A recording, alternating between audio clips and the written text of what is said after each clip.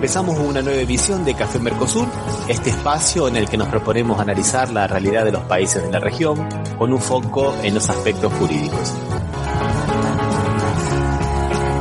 Bueno, aquí estamos en otro encuentro de Café Mercosur y Batuca en la cocina. ¿Qué tal? ¿Cómo les va? ¿Cómo están? Hoy estamos con Ademar Balda. ¿Qué tal, Ademar? ¿Qué tal, Marchela? Osvaldo, ¿cómo están? Hola, ¿cómo les va a todos? Hola, y bueno, vamos a dejar que se pronuncie nuestro invitado de hoy, Ademar Balmar. ¿Cómo estás? Marcela, Osvaldo, Ramiro, muchas gracias por la invitación. Saludos desde el Estado Plurinacional de Bolivia y presto y reitero el agradecimiento para poder hablar de un tema tan importante, fundamental, yo diría no solamente para el Estado Plurinacional, sino para la globalidad, el mundo. Estamos viendo un tiempo de multipolaridad, estamos viendo un tiempo de cambios en la hegemonía mundial. Y obviamente el tema de los BRICS y la incorporación de Bolivia como uno de los países dentro del triángulo del litio, es decir, como uno de los países que concentra la mayor reserva de litio a nivel global, a nivel mundial, sin lugar a dudas es un tema fundamental, es un tema muy importante y reitero el agradecimiento y presto para poder hablar de este tema, reitero, tan importante, no solamente para la región, sino para el mundo en su conjunto. Bueno, antes vamos a decir que Ademar es sociólogo, ex diputado, ex cónsul de Bolivia en Buenos Aires, ex cónsul general, ¿no? Ex cónsul general y analista internacional también, comunicador, o sea, todo un lujo, un gusto tenerte, Ademar, acá con nosotros. Y como para ir empezando, ¿no? Qué interesante este proceso de industrialización que viene Bolivia desarrollando desde el 2005 y que ahora puede tener, digamos, este corolario, ¿no? De poder ingresar en el grupo de los BRICS, como bien decías, ¿no? En el contexto de un mundo multipolar y que puede favorecer mucho ese proceso de industrialización de Bolivia, porque no solamente para vender, digamos, productos primarios, sino también para producirlos. Yo estaba pensando, además, como para ir orientando mi pregunta, ¿no? Era aquel proyecto que que se abortó, ¿no? Que digamos que el golpe en Bolivia abortó el coche eléctrico con la época de Evo Morales, aquella fábrica que se iba a hacer con una multinacional alemana también de hacer las baterías en Bolivia, no solamente exportar el producto in natura, el litio in natura, sino de producirlo, y que tanto nosotros lo comentábamos como un muy buen desarrollo autónomo de Bolivia, ¿no? Y ahora, y un poco todo eso quedó trunco, ¿no, Ademar? Sí, Ramiro, yo creo que tú has planteado un tema muy importante, ¿no? Si vemos la historia reciente de Bolivia, en el fondo, ¿qué es lo que generó el golpe de Estado? Fue el tema de la industrialización del litio. Ese fue el detalle, digamos, el detonante de lo que ha sucedido en mi país y, sin lugar a dudas, la repercusión a nivel regional y a nivel mundial. Hay que empezar desde el principio, diría. ¿Qué sucede en el mundo? ¿Qué está pasando en el mundo? ¿Qué está pasando en Sudamérica? ¿Qué está pasando en Bolivia? ¿Qué está pasando en nuestra región? Sucede que en nuestra región la presencia de Estados Unidos se ha ido acortando, se ha ido en muchos casos reduciendo y en otros casos nuevamente se ha ido posicionando, se ha ido fortaleciendo. Tú tienes Brasil, tienes Bolivia, tienes Venezuela, tienes Nicaragua, tienes Cuba, pero también tienes otros gobiernos, como el caso de Colombia, ¿no? Colombia también, de igual forma, que de alguna otra forma no han dado lugar a esa política intervencionista, esa política de sometimiento que caracteriza a los Estados Unidos. Y evidentemente está ahora en disputa. ¿Qué pasó en Perú? ¿Qué pasó en Argentina? ¿Qué pasó en otros lugares donde el imperialismo ha nuevamente recuperado espacios muy importantes?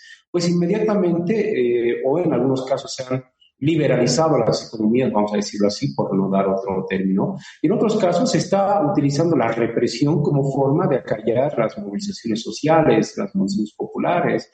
Y esto obviamente, ¿por qué? Porque hay gobiernos que de alguna otra forma están volviendo y están tratando de devolver la presencia geopolítica de los Estados Unidos en la región. Entonces, aquí hay una disputa geopolítica a nivel mundial. La presencia de Estados Unidos, reitero, en algunos lugares ha sido minoritaria y en otros lugares ha ido recuperando espacios sin lugar a dudas, pero recuperando espacios en muchos casos con bota militar, con asesinatos, con muertes. El caso del Perú, por ejemplo, con la dictadura de Dina Boluarte, es uno de los ejemplos más icónicos de esta situación.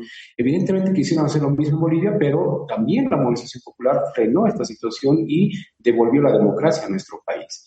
Pero el fondo del asunto, reitero, es esta pérdida de espacio, es esta pérdida de influencia en lo que bajo esa política expansionista de sometimiento se denominaba como el supuesto patio trasero de Estados Unidos, es decir, Latinoamérica y toda la región, es vista todavía por algunos gobernantes, por algunos teóricos como el patio trasero de Estados Unidos, no solamente en la teoría, sino también en la práctica.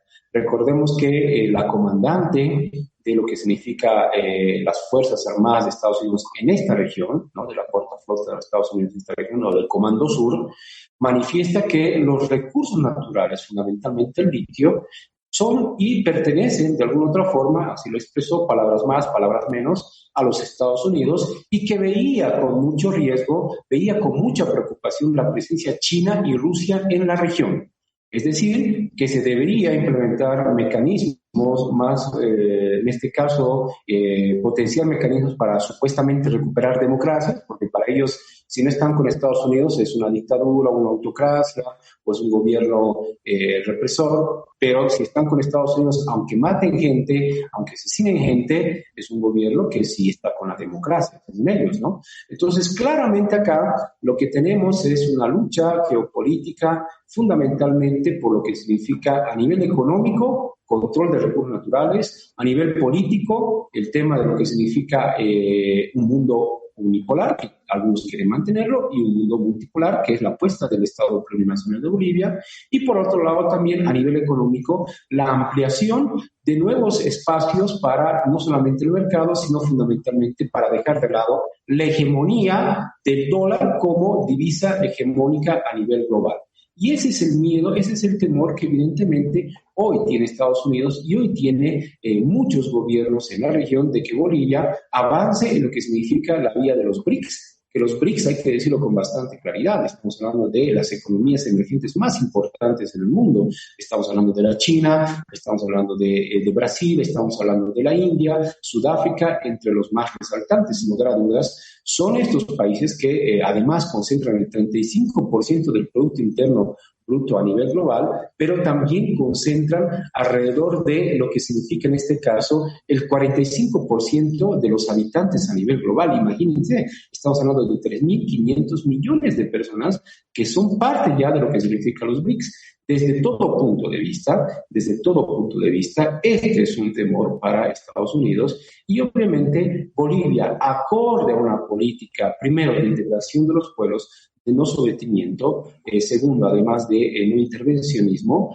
pues apuesta a ser parte de lo que significa este bloque, que reitero es, vamos a decirlo así, el bloque más importante fuera del grupo de los 7, del G7, ¿no? Que obviamente está a la cabeza de Estados Unidos y todo el mundo occidental, pero fuera de este grupo, los BRICS hoy realmente están generando, yo diría, un equilibrio en el marco de esta lógica unipolar que se arrastra desde lo que ha significado la Segunda Guerra Mundial y fundamentalmente con la caída del bloque soviético, y que hoy lamentablemente busca ser anulado, busca ser torpedeado, pero también busca ser de alguna otra forma a los países que estamos apostando por un mundo multipolar, pues obviamente también se busca generar desestabilización, generar conflicto y evitar que esta presencia en la región pues se amplíe.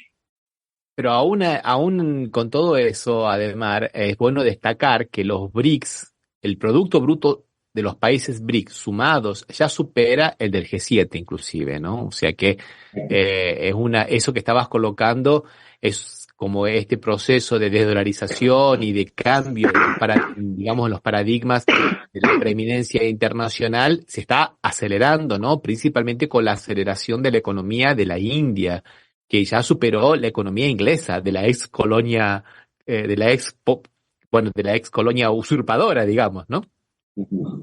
Sí. Por eso es el temor que se tiene. A nivel económico, estos países emergentes, estos países que cuestionan esta lógica unipolar, fundamentalmente impulsada por Estados Unidos y sus países aliados, ¿no? Tienen un solo objetivo, desde mi punto de vista, democratizar y fundamentalmente garantizar mercados para los productos que podamos generar como países, pero también apoyen la tecnología. Y ahí quiero resaltar lo que tú bien decías, Ramiro, al principio.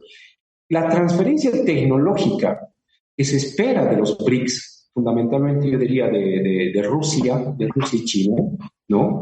Para poder industrializar el litio, es sin lugar a dudas una de las apuestas más fuertes que tiene Bolivia en lo que significa la incorporación a este importante bloque económico y político, sin lugar a dudas. Pero también la perspectiva de, por ejemplo, ahora en Bolivia tenemos muchos problemas con el tema de los dólares, tenemos problemas con el tema de las divisas, sin lugar a dudas, ¿no? ¿Por qué? Porque a nivel global, evidentemente se tiene una crisis del dólar, ¿no? Se tiene una crisis muy fuerte del dólar, no solamente en Bolivia, sino en varios países de la región. Entonces, ingresar, por ejemplo, empezar a comerciar con yuanes, empezar a comerciar con otro tipo de monedas, no solamente en el ámbito de las exportaciones, sino también en lo que significa la posibilidad del comercio interno, es decir, generar mecanismos que nos permitan evadir esta dictadura a nivel global que se tiene con el dólar, pues permitiría de alguna otra forma generar estabilidad económica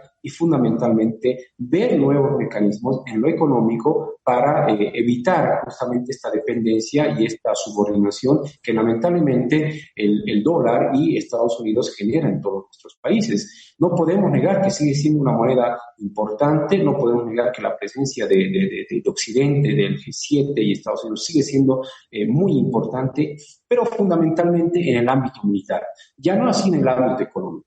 Si uno se pone a pensar, y podríamos verlo esto en números, podríamos verlo en cantidades, se hablaba, por ejemplo, de la libre exportación de carne a la China, por ejemplo, o la libre exportación de soya, ¿no?, a la China, o de otros productos que tenemos como país, como Estado plurinacional de Bolivia, lo cual permitiría generar mecanismos de dinamismo económico, diversificación económica, pero también reitero, de transferencia tecnológica en el ámbito de nosotros como países que estamos tratando de apostar por un proceso industrializador soberano, por un proceso de industrialización que genere valor agregado, fundamentalmente con el caso del litio. Entonces, aquí hay que resaltar varios elementos. Ya se ha firmado acuerdos entre Bolivia y Rusia, por ejemplo, para la explotación del litio. También se han firmado acuerdos de cooperación, acuerdos en este caso de intercambio entre Bolivia y Rusia para otras áreas. Por ejemplo, el apoyo en el ámbito de la medicina, o en este caso el ámbito de la tecnología nuclear con fines pacíficos medicinales, eso siempre es importante destacarlo.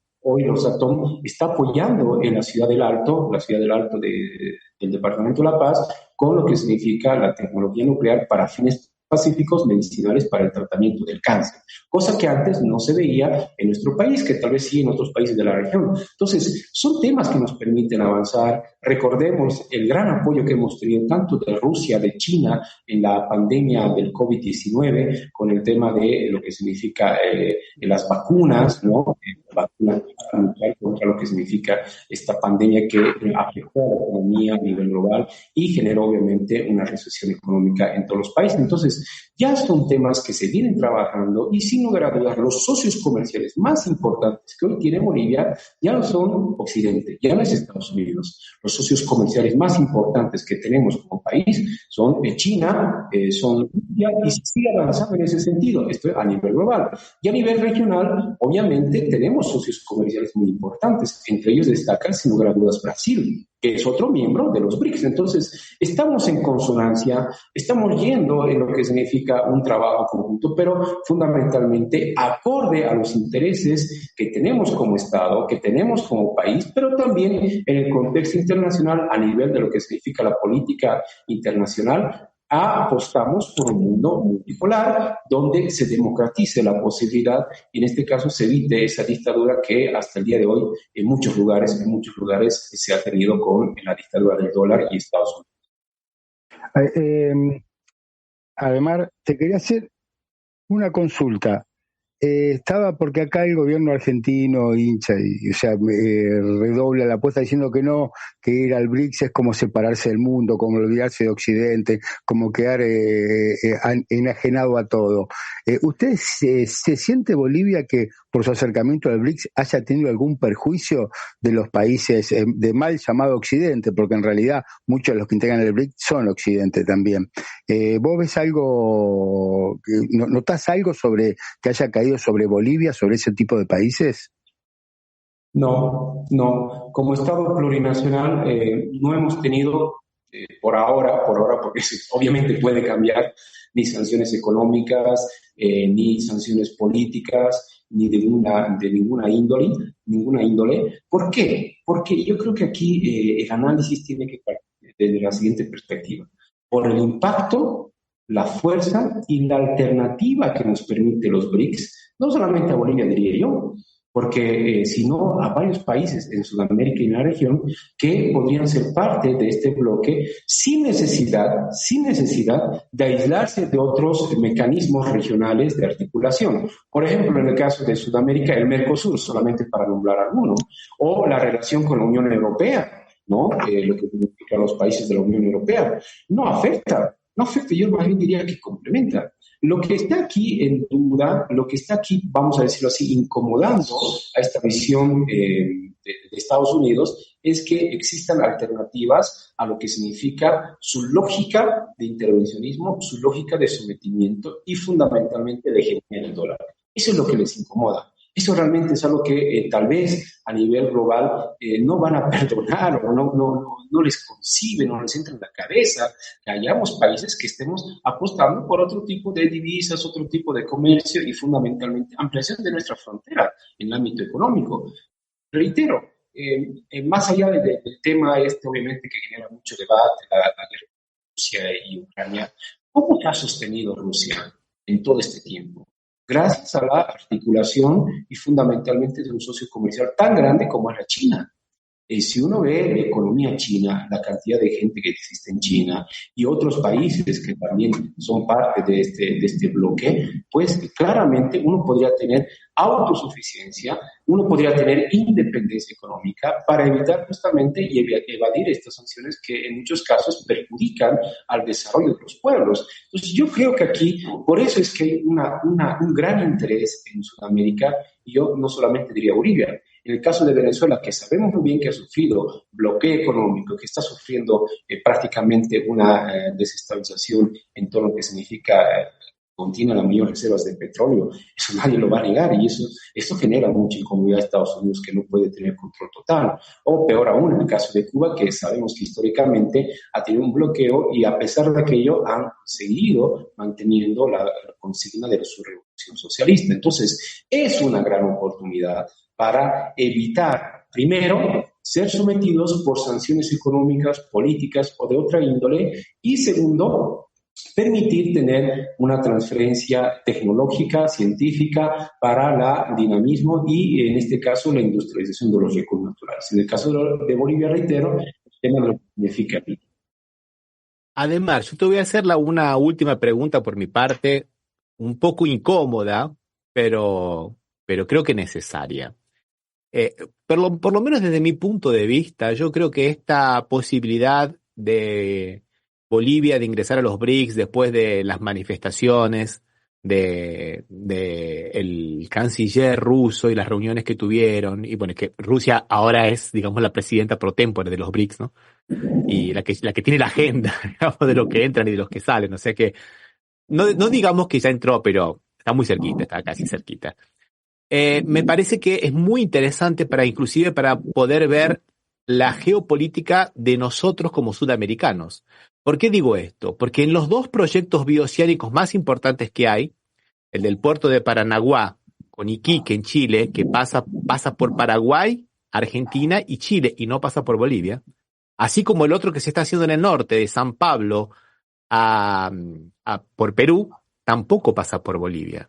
Los dos proyectos bioceánicos de integración han dejado afuera a Bolivia, un país mediterráneo, lo cual a mí me parece que una visión geoestratégica bastante mezquina por parte de los otros países, ¿no? O sea que me parece que esta incorporación, de la posible incorporación de Bolivia a los BRICS, va a forzar un poco ese cambio de mirada, o por lo menos ver cómo se integra Bolivia a ese proceso, ¿no? Porque va a ser muy importante tanto que tenga salida para el Atlántico, que ya la tiene, como también para el Pacífico, ¿no? Sí, sí, sin lugar a dudas.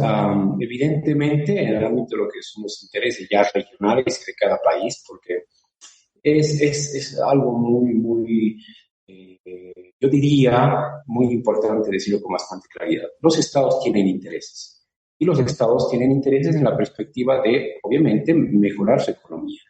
Y Bolivia ha hecho la representación para que estos corredores bioceánicos puedan pasar por nuestro país, pero lamentablemente por la posición de algunos países que no están pensando todavía en una integración, no solamente en el ámbito económico, sino también en el ámbito de en este caso, la diplomacia de los pueblos. Ese es algo que destaca de Bolivia.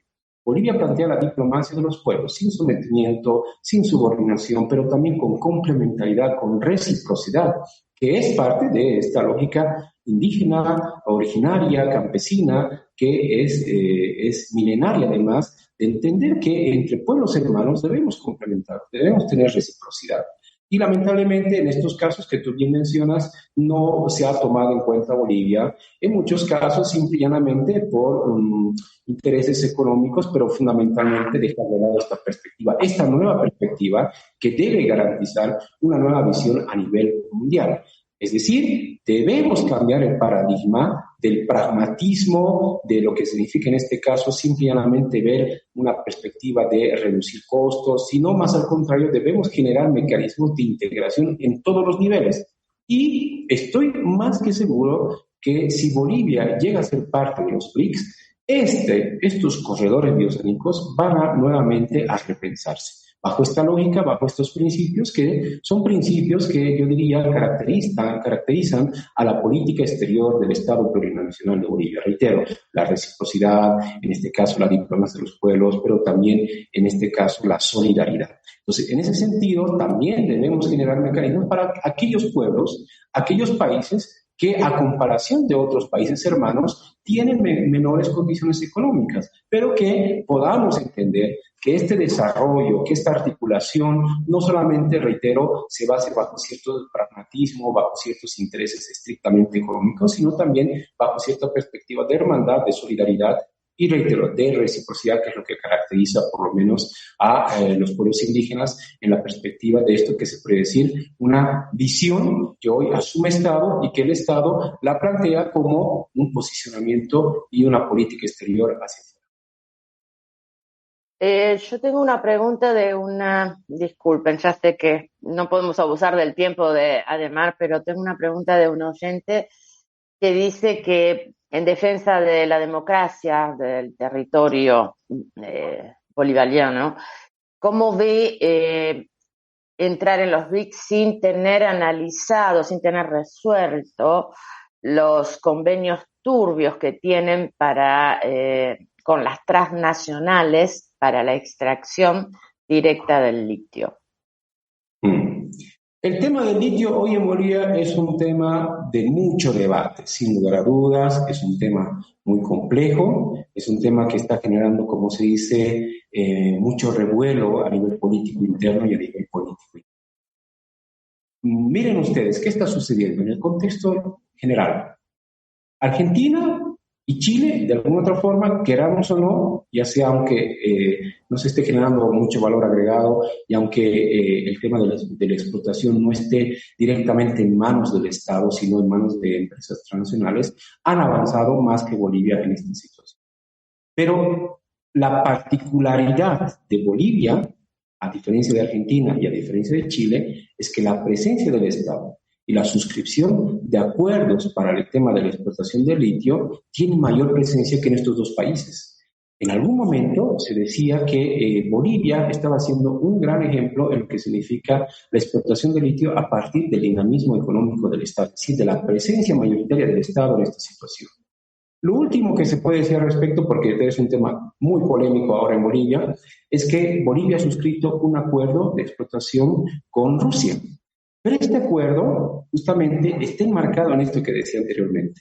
La perspectiva de esta transferencia tecnológica, la perspectiva de lo que significa el apoyo en lo que ha significado la experiencia rusa, China y otros países del BRICS para lo que significa en este caso concreto la explotación del litio.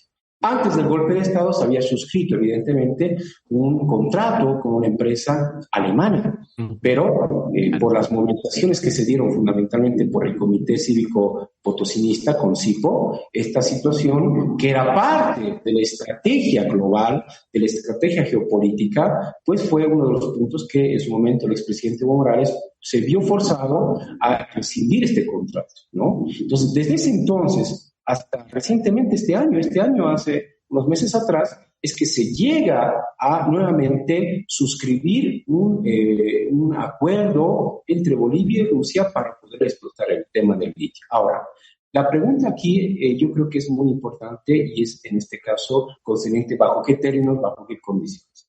Evidentemente, este es un tema de Estado, hay temas que son de público conocimiento y otros que están vinculados a las relaciones entre países hermanos, entre países, en este caso entre Bolivia y Rusia, pero lo que yo sí podría dar buena fe es que, a diferencia, reitero, de tanto Chile como Argentina, hoy Bolivia está asumiendo con mucha fuerza, con mucho principio y fundamentalmente con bastante claridad la presencia del Estado en lo que significa la explotación del litio. Que esperemos en los próximos meses, al siguiente año, como bien se ha manifestado desde el gobierno nacional, ya tengamos los resultados en lo que significa la explotación del litio para beneficio de Bolivia, sin lugar a dudas, pero también para beneficio de lo que significa un mundo multipolar que no esté sometido a estas perspectivas y estas dictaduras que lamentablemente quieren de alguna otra forma que se fracase, porque ese es el término, quieren que Bolivia fracase en este intento novedoso, porque si solamente generas materia prima, históricamente eso ha fracasado en los países. Bolivia ya tuvo la dependencia del estaño, tuvo la dependencia de la plata, tuvo la dependencia del gas y en muchos casos solamente se ha generado lo que significa materia prima y no valor agregado. Entonces, el gran reto hoy reside justamente y es el ejemplo y el mayor temor que se tiene, por eso es que se está torpedeando desde todo punto de vista, en lo interno y en lo externo, este contrato para que de alguna otra forma Bolivia siga relegada en lo que significa la presencia de lo que es la explotación del litio a nivel global. Y que de ninguna manera se convierta en un mal ejemplo para los otros países de la región, ¿no? En un mal ejemplo, con mucha ironía, en el sentido de un proyecto de desarrollo autónomo y fuera de las garras del gran país del norte. Además, muchísimas gracias, un gustazo tenerte con nosotros. Perdón, ¿alguien tiene alguna pregunta más? Yo, abusando ya del tiempo de No vamos a abusar, no vamos a abusar. Simplemente decir que respetando siempre a los hermanos, al pueblo, ¿no? Bolivariano, con lo que todo esto implica. Agradecerte muchísimo por tu clara exponente aquí y bueno, las puertas del Patuca y del café están abiertas para cuando quieras. Un abrazo. No, el agradecido a mi persona, Marcelo, Ramiro y Osvaldo, que también estaba ahí, pero siempre presto. Somos parte de esta perspectiva y es importante aportar con un granito de arena en esta necesaria reflexión sobre un mundo multipolar, sobre países que realmente no estén sometidos a ningún tipo de dictadura de otros intereses que claramente sabemos que es lo que buscan en la región. Quieren recuperar espacios y no van a escatimar ni recursos económicos ni mecanismos ya sean políticos, violentos, democráticos, antidemocráticos para recuperar espacios. Y este es justamente lo que caracteriza y lo que diferencia, diría yo, a lo que hacen algunos países con respecto a la posición hoy firme, coherente y consecuente del Estado plurinacional de Bolivia. Hasta otra oportunidad. Muchas gracias. Gracias. No, gracias a vos. Hasta la próxima.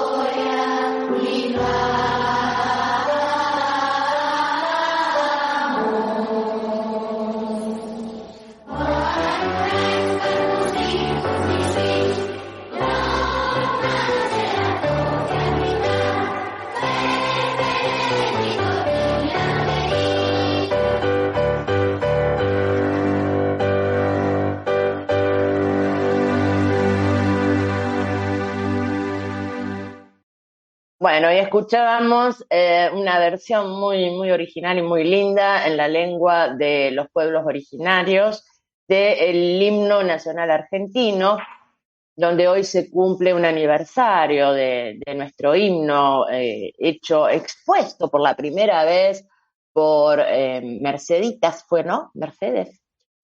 Creo que se llamaba Mariquita, perdón. Mariquita Sánchez de Thompson. En 1813. y hoy se conmemora el Día del Himno. Mariquita Sánchez de Thompson, Marchela, una mujer que nosotros la conocemos por haber prestado la casa para que canten el himno, pero que el historiador Felipe Piña la reivindica y dice que era una de las mujeres esas que rompían el molde. Parece que tuvo una actuación política muy importante esta mujer, no era solamente la anfitriona, sino que fue una gran patriota.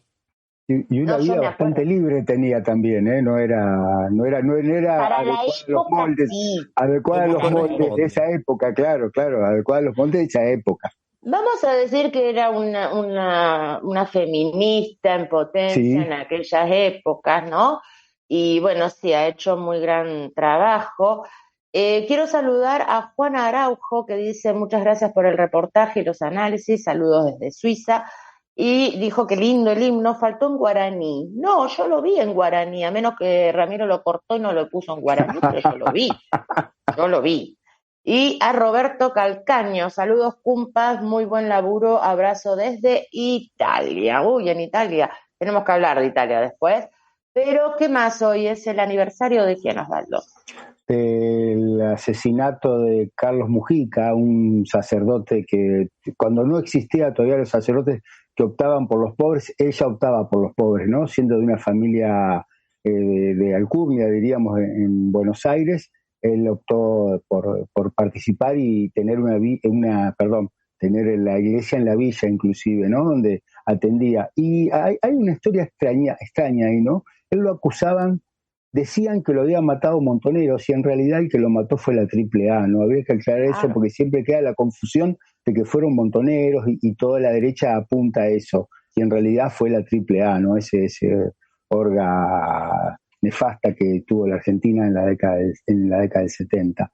Pero que él se dedicó siempre por los pobres y que podría haberse dedicado a otras cosas porque era un tipo pintón, un tipo y se dedicó a ser sacerdote y sacerdote por los pobres, ¿no? Que a veces parece raro decirlo. No, ahora bueno. Tenés razón, porque tenía la pinta de un actor de novela, ¿no? No, inclusive era una estrella televisiva, en ese momento lo citaban de todos los canales porque daba bien, hablaba bien, inclusive nunca iba vestido de sacerdote, ¿no? No usaba, no sé cómo se llama ese cuellito que tienen, ¿no? Pero, o sea, realmente es una rara avis que, bueno, lo mataron por sus ideas justamente, ¿no? Claro, como ahora tenemos también el grupo de los curas villeros, como en su época estuvo también el Pocho Leprati, que no era cura, pero que también estaba trabajando en las villas, ¿no? No, por eso te digo, pero que eran adelantados cuando no existía todo esto, él ya lo era, diríamos. Totalmente. Por eso era bueno recordarlo en esta época, 50 años que haya pasado eso, y que esperemos que nunca se vuelva a repetir con otra figura de ese carácter, ¿no?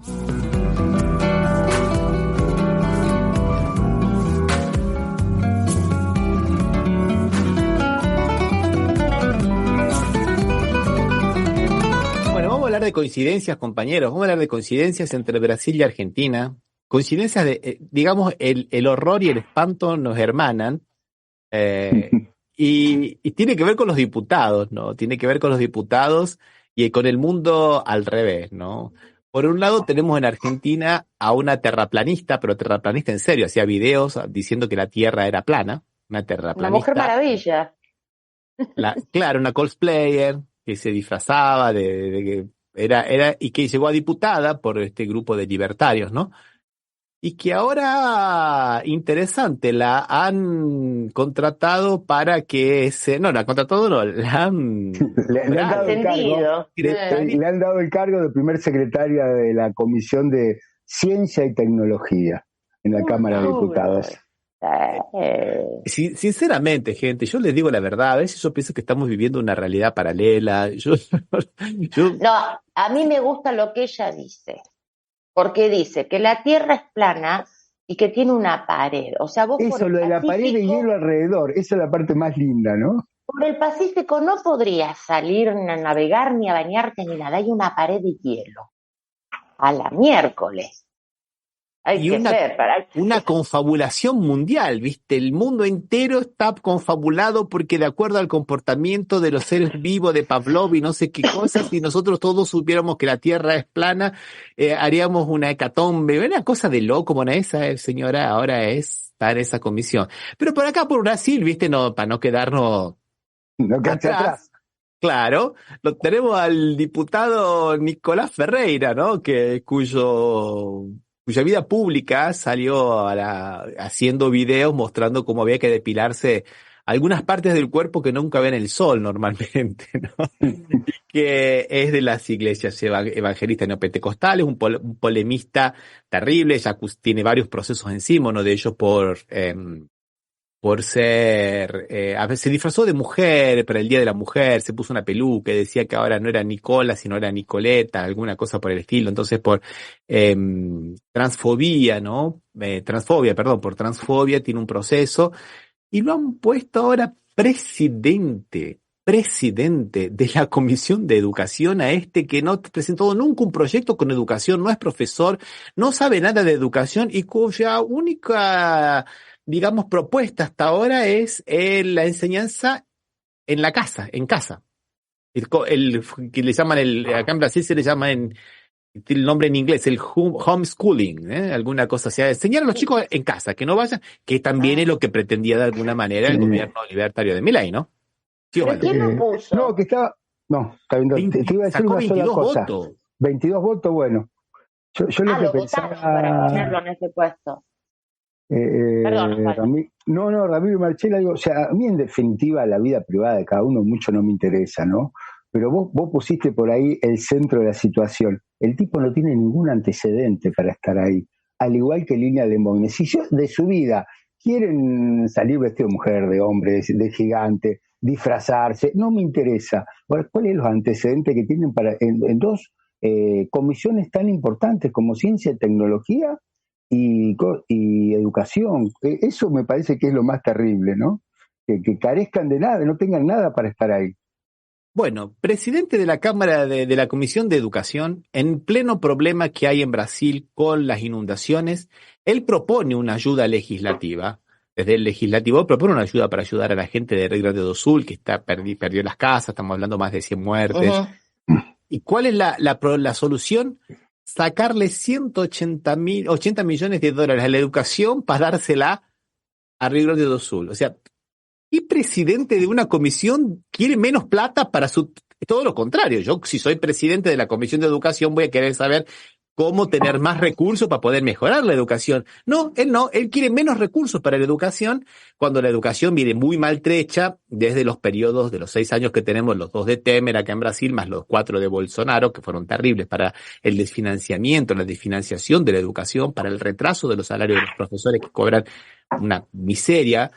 Y él quiere sacar, bueno, yo cuando digo estas cosas, viste, no se puede creer, ¿no? O sea, ¿a alguien se le ocurriría, voy a sacar de mi cartera, de mi ¿viste?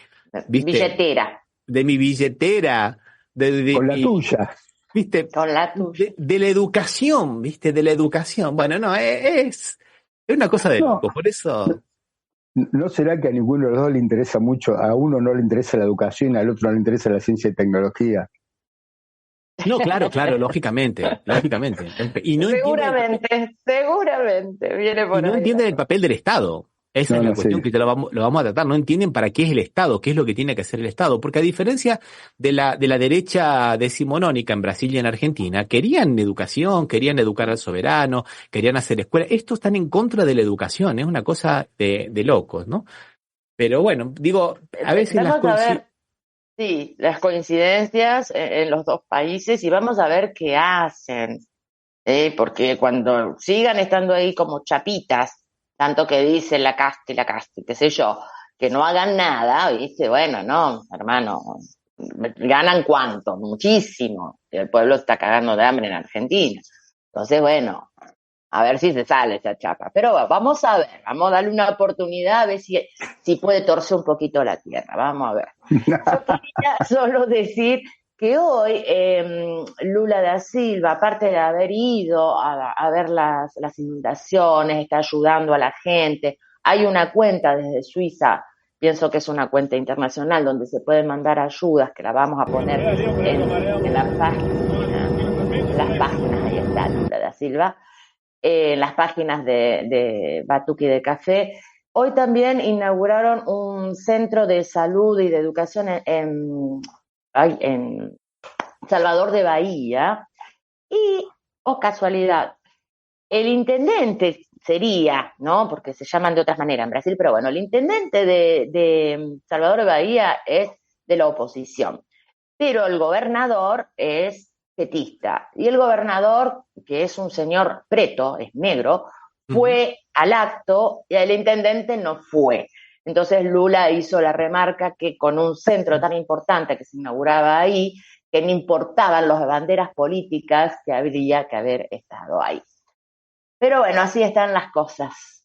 Pero es interesante eso que estás colocando, porque supuestamente Magalhães Neto, que es el intendente de Salvador de Bahía, sería el representante de la derecha menos bruta, menos troglodita, y bueno, y vemos que hay límites, ¿no? O sea, digamos que lo que charlábamos un poco la semana pasada, existe una extrema derecha más civilizada. Es complicado. A mí se me ocurrió pensar si existía una menos bruta, mirá, pero bueno, se ve que...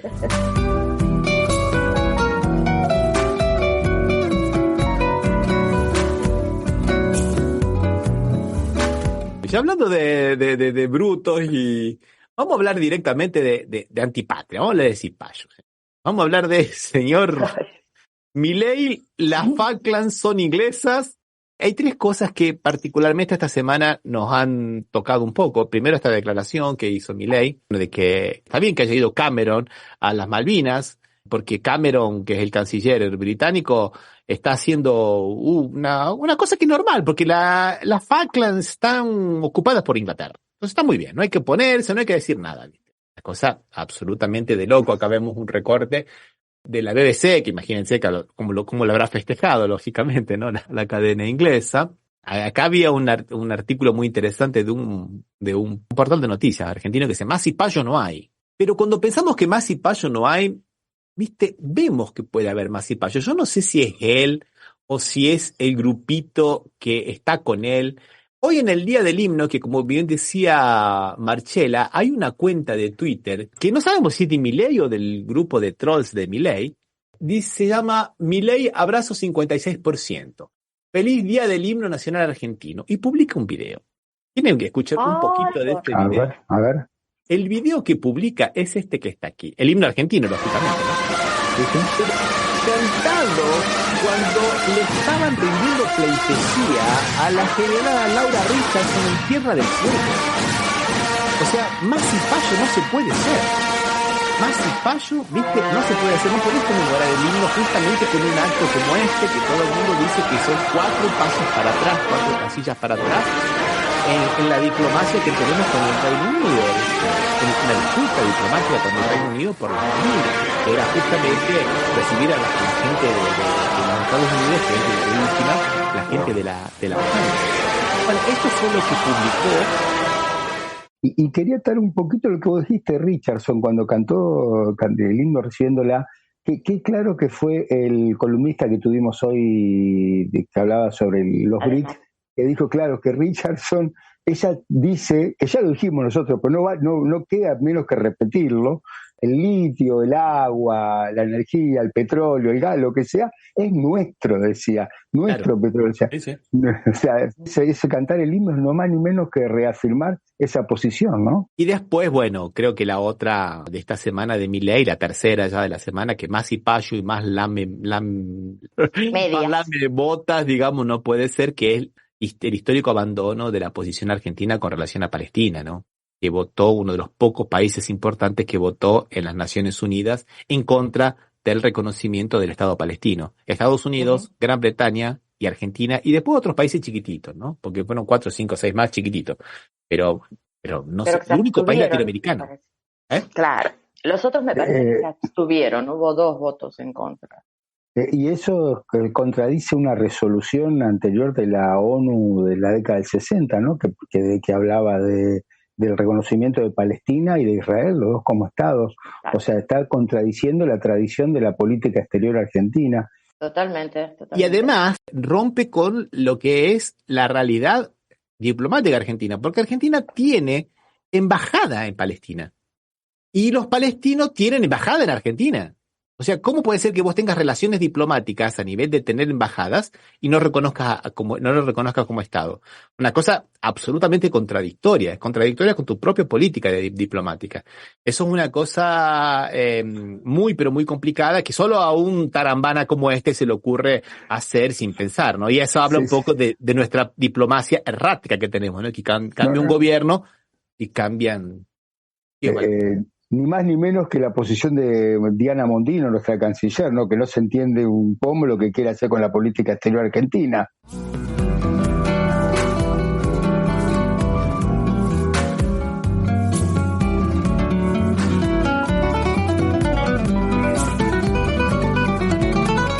Claro, no fue la única, porque el día del paro nacional que hubo, que ahora vamos a hablar, el pelele de Sin Ley estuvo tuteando todo el día, no dijo nada del paro, no sé qué decía, no sé qué, pero ese día o al otro día creo que hubo un accidente muy, muy grande de trenes por culpa de falta de material, falta de manutención. Yo escuchaba al Pollo Sobrero que hablaba de la falta de manutención que tienen, la falta de todo, no tienen lavandina para lavar los baños, y bueno, y que tienen que esperar las pericias a ver qué fue lo que pasó, pero que por una gran suerte no hubo muertos, y este tarado de presidente que tenemos no dijo nada, ni un solo Twitter diciendo me solidarizo con las familias o algo, no sé qué, o con la gente que tuvo este accidente.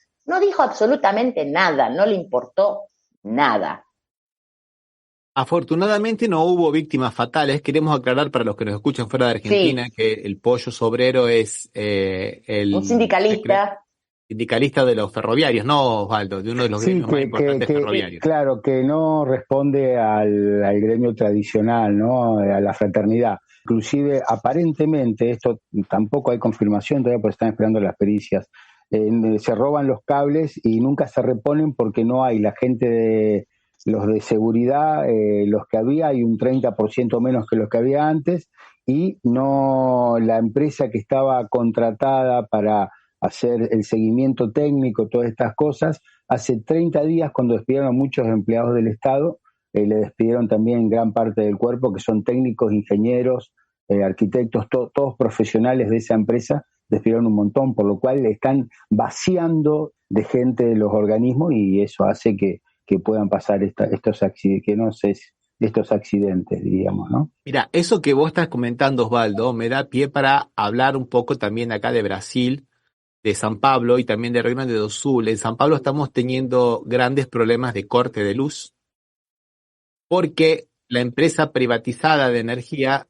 despidió a empleados que eran los que sabían cómo se hacían las cosas, funcionarios de carrera, que tenían experiencia y contrató novatos. Entonces ahora cuando hay cualquier evento climático, un transformador que se quema por algún rayo, alguna cosa, millones de personas, estamos hablando de la vez pasada, más de 1 millón de personas tuvo una semana sin luz en San Pablo, la capital financiera de América Latina, dicen acá en San Pablo, por lo menos, ¿no? Y barrios enteros sin luz, porque echaron 30.000 que sabían y contrataron 10.000 y las acciones subieron porque dijeron, mirá, están saneando la empresa, mirá cómo están limpiando la empresa, subieron las acciones y sin darse cuenta que estaban rompiendo la empresa, porque era la gente que sabía cómo se hacían las cosas. Hace 10 años atrás, en el gobierno de Dilma Rousseff, se hizo ahora pasamos al otro tema, que es el tema de Rio Grande do Sul. Hace 10 años atrás se hizo un informe climatológico para Brasil entero, ¿no? Llamado Brasil 2040. Mira vos, estaba pensando lo que podía pasar en 26 años, ¿no? Del 2014 al 2040, que fue dejado de lado porque decían que era muy alarmista, principalmente en lo que hacía en Rio Grande do Sul, que decían que iba a haber cada vez más lluvias intensas y en la zona del norte y en la Amazonia cada vez más sequías, y no les dieron bola. Siguieron construyendo lugares que eran reservas ambientales, no hicieron las obras para contener las inundaciones, no hicieron ningún plan para aminorar los efectos de estos desastres, El año pasado, ya lo habíamos comentado en el programa anterior, el año pasado el gobernador Leite, de extrema derecha supuestamente vendida como la más suave, a la defensa civil le dio $10.000 nada más para todo el año de presupuesto, no $20.000 para todo el año de presupuesto. Este año le dio 10.000 menos. Y estamos viendo imágenes realmente de un estado, una provincia. Es el peor desastre de la historia del Estado. Los residentes del Río Grande do Sul de Brasil nunca habían visto una catástrofe de tal magnitud. En los últimos 4 días de abril, el Estado... Bueno, todo esto estamos viendo. Un desastre. De las 450 municipalidades, 400 están destrozadas bajo el agua. Y desesperado ahora pidiendo el Estado. Que venga el Estado, ¿dónde está Lula, el Estado Nacional? Pero si hasta hace un año atrás ustedes votaron masivamente en Bolsonaro con el Estado mínimo. No nos queremos Estado, nosotros somos los que sabemos cómo hacemos las cosas. El agronegocio es lo mejor que hay. Que sigan contaminando la tierra con agroquímicos, que sigan sacando los árboles para plantar maíz y soja. Nosotros somos los que sabemos hacer las cosas. Es impresionante. Y ahora desesperadamente pidiendo el Estado. Bueno, ni les cuento el carnaval de fake news. Si nos podemos hablar de la fake news que están haciendo la extrema derecha con relación a esto, estamos 2 horas acá, ¿no? Porque realmente es asqueroso lo que están haciendo. Es asqueroso cómo están mintiendo, es asquerosa las cosas que están haciendo. Pero bueno, ahora todo el mundo les diría, ¿no? La próxima vez, no voten tan ideológicamente, voten más pragmáticamente por un país con desarrollo integral. Ustedes, bueno, Río Grande do Sul es una provincia muy interesante, ¿no? Porque tuvo siempre una tradición bastante progresista, pero también tuvo cosas al mismo tiempo bastante complicadas, ¿no? Como querer separarse, hacer secesionismo, querían crear el país de los Pampas, porque ellos dicen que mantienen al resto del país, y todas esas cosas que tanto nosotros escuchamos en todos lados, ¿no? En todos lados parece que escuchamos lo mismo, ¿no? Me hace acordar cuando en los 80 la gente del norte en Italia no quería que la gente del sur fuera a los hospitales, siendo del mismo país Italia, ¿no? Y esas cosas que escuchamos del conurbano en Buenos Aires, que la gente del conurbano se va a los hospitales de Buenos Aires, todas esas cosas que no, bueno, están todos aquí. Y ahora, como dicen, bueno, y ahora compañeros que necesitan del Estado Nacional, ¿qué hacemos? ¿Qué facheamos, no?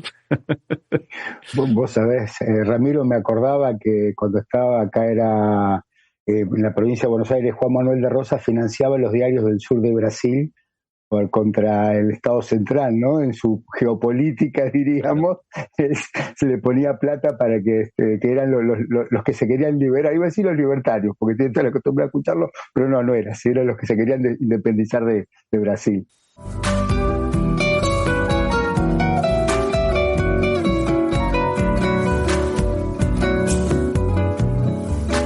Una noticia buena, estamos muy para abajo, vamos para arriba. Vamos para arriba.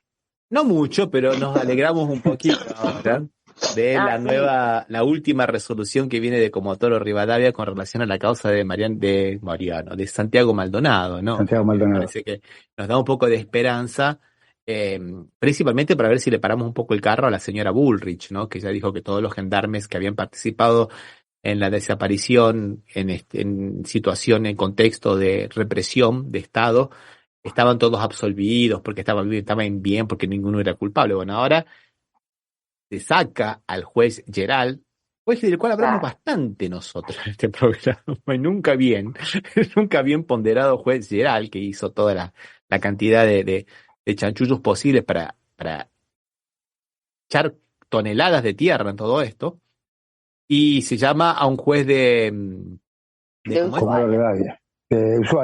Exactamente. De Ushuaia. Sí. Y que se produzcan las pruebas que pedían las partes, lo lógico que se produzcan las pruebas que pedían las partes. ¿Cómo puede ser que las partes pidan pruebas y no se produzcan? Una cosa de loco eso. En el derecho penal del vaya preso, ¿viste? No, sí, ojalá. No, te iba a decir, en realidad no son las partes, sino que era el afectado, el familiar del afectado porque la parte es el Estado, ¿no? O sea, pero... No, digo, los otros querellantes quería decir. Claro, los otros querellantes, sí, sí. Nada más, una cuestión técnica, nada más que me pegó lo jurídico. Tenés razón, tenés toda la razón, Osvaldo, tenés toda la razón. Así que, bueno, vamos a ver si ahora por lo menos hay un poco más de justicia. Y también asociado con esto, para ver si se le puede parar el carro, se va a volver a juzgar el tema de Chocobar, que era ese policial que mató a un preso por la espalda. Ellos dicen que ahora se entusiasman con que lo van a dejar libre, pero hay que juzgarlo de nuevo y apreciar la prueba. Puede ser que no pase nada, pero también puede ser lo contrario, que le aumenten la pena. O sea, lo que estamos acá nosotros pidiendo no es una condena, es un juicio justo. Eso es lo que nosotros estamos luchando. Si después lo absuelven o le aumentan la condena, no nos interesa. Lo importante es que el proceso sea claro, ¿no, gente? Sí, realmente, ¿no? Si no parecería que fuera eso, ¿viste? Vamos a matarlo, no. Primero hagamos un juicio y después lo matamos, no es así. O sea, tiene que esperar. No somos vengadores. Claro, o sea, que la justicia se expida en un proceso justo que garantice la defensa. Nada más, no nada extraordinario ni nada. Y que se evalúen las pruebas, como en este caso, como bien vos recalcás, tanto en Maldonado como con Chocobar, que se evalúen las pruebas que ya están incorporadas o que se pidieron que se realicen y no se realizaron. Y bueno, vamos a una más. ¿Sí? Tenemos dos más, pero a ver si vemos una por ahí. Que una viene buena. De nuestra querida Boluarte, de la Dina Boluarte, de nuestra presidenta autoproclamada también, ¿no? De Perú en el golpe Una Seligi cualquiera, diríamos, ¿no? Exactamente, que ahora está investigada. Vamos a escuchar un pequeño video y después lo comentamos. ¿Qué les parece? Dale. En Perú, la Fiscalía de la Nación inicia diligencias preliminares contra la presidenta interina y el actual ministro del Interior. La investigación radica en la reciente desactivación de la Unidad Policial de Apoyo al Equipo Corrupción en el Poder, oficializada por el gobierno de Dina Boluarte. El titular del Ministerio Público precisa que el equipo tenía a su cargo las investigaciones de un hermano de la presidenta y exige su restitución inmediata. Un nuevo hito de tensión ha empezado a desatarse en torno a la jefa de Estado tras la detención de su familiar, Nicanor Boluarte. La justicia le presenta cargos por presunto tráfico de influencias en la designación de prefectos y subprefectos para financiar una red criminal y lograr la creación de un partido político vinculado a Dina Boluarte. El pariente de la mandataria estará bajo la supervisión de las autoridades durante 10 días y podría ser condenado a más de 30 años de prisión. El secretario adjunto de la Coordinadora Nacional de Derechos Humanos, Juan Miguel Hugo, piensa que con el tiempo Dina Boluarte terminará siendo acusada, pero que posteriormente podría ser absuelta de todos los procesos. Creo que efectivamente Dina Boluarte, si es cierto toda esta narrativa que ha plantado el Ministerio Público, va a terminar siendo acusada, ¿no?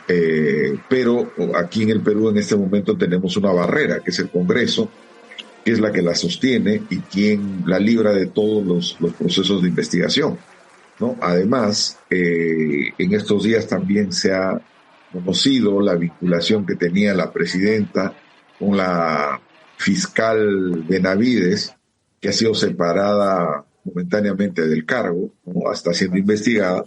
Y todas estas situaciones pues hacen que la presidenta por una o por otras cosas va a terminar el día que deje la primera magistratura, va a complicarse la vida con todos estos problemas que tiene judicialmente, ¿no?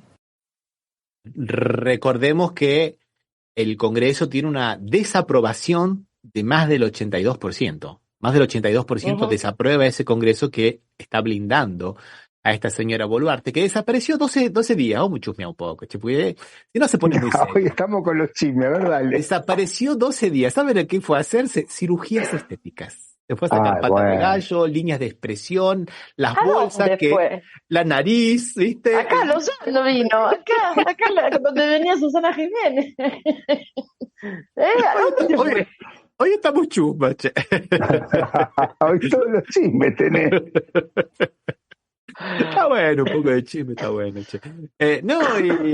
Y bueno, la situación complicada que tiene esta señora Dina Boluarte solo se explica porque este año viene la renovación de los contratos con las empresas multinacionales de extracción de minerales, ¿no? Entonces la necesitan mantener ahí para poder renegociar por 20 o 30 años más. La mayoría de esas empresas son americanas. Y Perú es uno de los países, tal vez el país más rico en minerales de América Latina y donde más presencia de las multinacionales hay. O sea, no es una cuestión así. Ella lo dijo ahora, sabe que tiene, digamos, el apoyo por atrás del gran país del norte, por eso se anima a decir que no va a renunciar y que su renuncia es una cosa que está absolutamente fuera de cuestión, porque según ella está haciendo un gobierno muy bueno, de grandes consensos y de mayorías. No la quiere nadie, no la quiere nadie. Y muy democrático sobre todo, ¿viste? Por favor.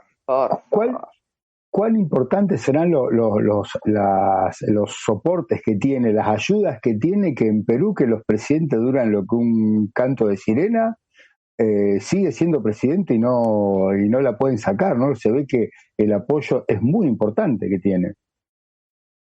Y mirá vos, es interesante lo que estás diciendo, pero además una cosa que también nadie nos olvidamos, que sale un presidente, entra otro presidente, pero el que no sale es el presidente del Banco Central. Porque es el que tiene que mantener la estabilidad monetaria para garantizar. Para que puedan sacar el dinero, para que puedan sacar tirar las ganancias a su casa matriz. Exactamente. Aquí nos dice Cristian Sales desde Río que se acordó de Guaidó y de Aécio Neves también, ¿no? Sí. Claro, se autoproclamaron. Los autoproclamados, exactamente. Claro. Y el último tema que teníamos para hoy, que no nos va a alcanzar, es el tema de lo que está ocurriendo en Colombia. Pero vamos a ver si podemos tener a alguien que nos pueda hablar de la situación de Colombia, ¿no, Marcela? Sí, por supuesto. Para la semana próxima vamos a tener algún compañero o compañera que nos hable de Colombia seguramente, pero vamos solo a decir de que llamó al Petro después de haber sacado los negocios con Israel y como también lo hizo AMLO y otros países más pequeños de Latinoamérica, pero que esto va haciendo fuerza, llamó al pueblo a movilizarse frente al intento de golpe de Estado que le quieren dar, ¿no? En una marcha, ya recordemos que el 1 de mayo fue una marcha muy grande, sí, donde Petro estuvo presente, y anunció frente a una multitud que impulsará una asamblea constituyente. Las denuncias apuntan a deslegitimar al gobierno. Sectores que no son electos buscan retirarle a Petro lo que ganó mediante el voto popular. Por eso vamos Escuchemos un videito de 30 segundos, ¿qué te parece? Que cierra, porque es el propio Petro que nos habla de eso, mirá. Petro viene advirtiendo de que hay en marcha un plan de golpe blando. Esto quiere decir que se va instrumentalizando una serie de medidas mediáticas y judiciales que buscan corroer la legitimidad del gobierno, pero en las últimas semanas, sobre todo desde el 21 de abril, que fue el momento en el que se desarrolló la última manifestación de la oposición, ha tenido un asedio o una intensidad en los medios de comunicación, una serie de denuncias que colateralmente han ocurrido en distintos espacios que apuntan a la ilegitimidad de origen del gobierno. Desde ahí donde ha advertido Petro que lo que se busca es retirarle, digamos, lo que legítima y legalmente ganó con el voto popular mediante maniobras de sectores que no son electos popularmente. Bien. El que escuchábamos es el politólogo Cristian Arias, excelente politólogo de Colombia. Vamos a tratar de detenernos. Buenísimo, sería muy bueno, Marcela, sería muy, pero muy bueno. Y bueno, vamos a dejar por aquí. Saludamos a Alberto Ciacia, que nos ha mandado muchísimo material para la producción de este programa. A Guadalupe Salinas, que nos está dando una mano impresionante con las redes sociales. Por ahí si ven que estamos un poco más presentes, es gracias a ella. Y a Sergio Rossi de la revista de Puño y Letra, al doctor de Petris de Arrabal Jurídico, blogspot.com. A la FM Impacto de Villa Gobernador Galvez. que nos redifunde los domingos, ¿no? A las 18 horas de la tarde, hora argentina. También saludamos a todos y todas los oyentes que hoy nos han acompañado, los oyentes y televidentes, porque también se ve ahora. Y un abrazo muy grande a todos los compañeros. Nos estamos viendo. Feliz día del himno y a seguir luchando. Un abrazo, hasta la próxima. Hasta la próxima.